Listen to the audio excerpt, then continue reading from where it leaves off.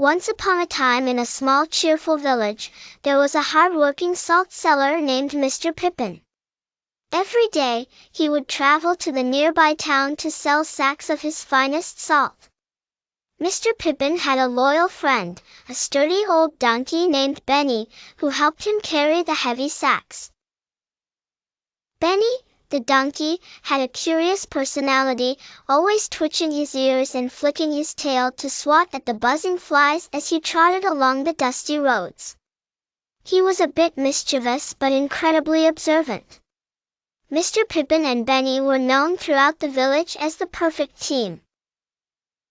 One sunny morning, as Mr. Pippin was preparing to make his usual journey to the town, he loaded 2 large sacks of salt onto Benny's back.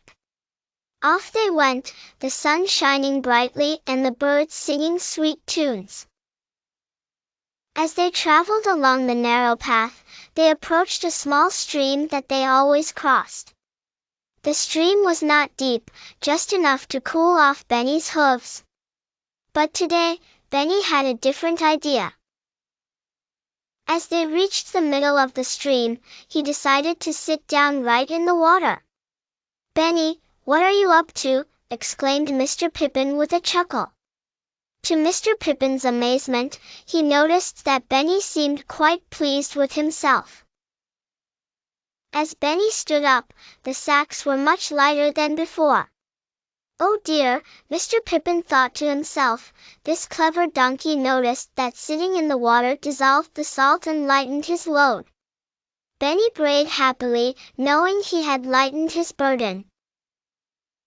But Mr. Pippin was a wise man and decided to teach Benny a lesson.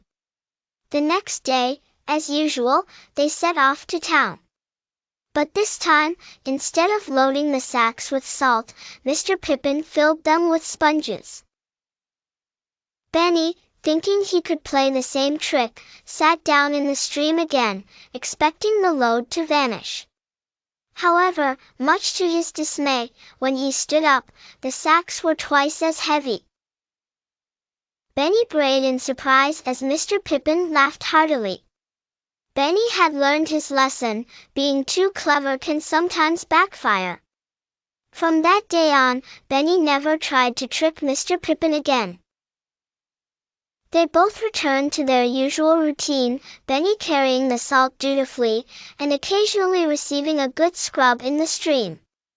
And so, the moral of the story, sometimes, it's best to do our work sincerely without trying to take shortcuts.